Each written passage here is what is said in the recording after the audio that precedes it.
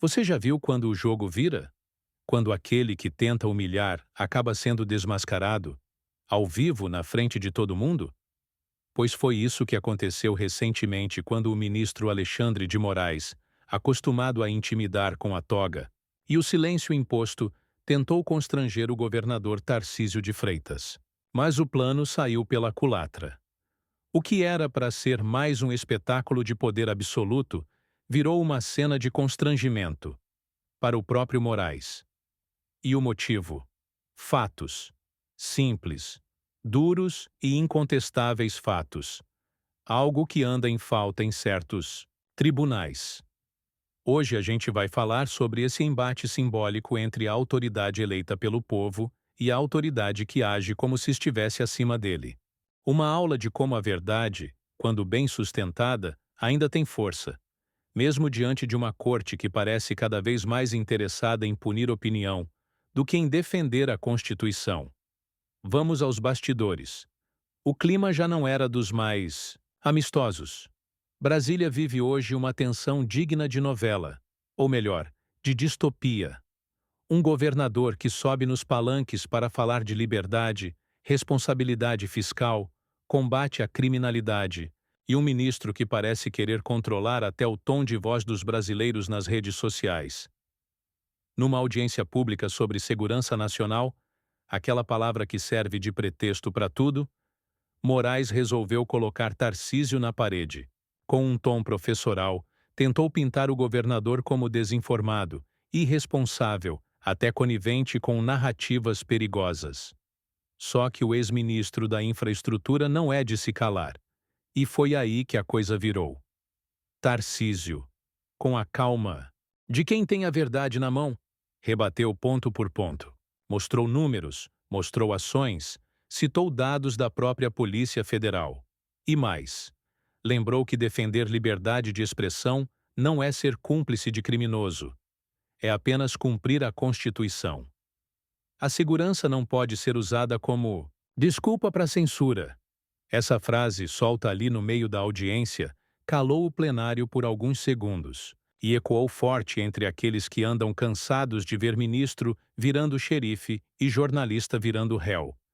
Mas o que mais incomodou foi a elegância com que Tarcísio expôs a contradição. Ele lembrou que quando ocupava um cargo federal, não usava a estrutura do governo para silenciar críticos. Que segurança se faz com inteligência e ação, não com medo e censura. Que a criminalidade precisa ser combatida nas ruas, não nos tweets. Não se combate o crime tratando opinião como arma. Porque aí, ministro, quem vira bandido é o cidadão comum. Essa doeu. E não foi exagero. Porque hoje, no Brasil, basta compartilhar um vídeo ou criticar uma decisão para ser alvo de inquérito sigiloso, quebra de sigilo bancário, censura prévia e até prisão. E se você acha que isso é exagero, basta perguntar ao caminhoneiro preso por discurso, ao influenciador que teve bens bloqueados sem julgamento, ao jornalista exilado por fazer perguntas incômodas. Isso é liberdade? Ou é o novo autoritarismo? Vestido de toga? Moraes tentou interromper, tentou ironizar, tentou intimidar. Mas Tarcísio seguiu, com firmeza, com serenidade e, o mais importante, com legitimidade popular. Porque, diferente de muitos que se acham donos do Brasil, ele foi eleito. Com votos, com campanha, com o povo na rua. E isso faz diferença. Quando um ministro do Supremo se sente no direito de corrigir um governador eleito, é a democracia que está sendo julgada.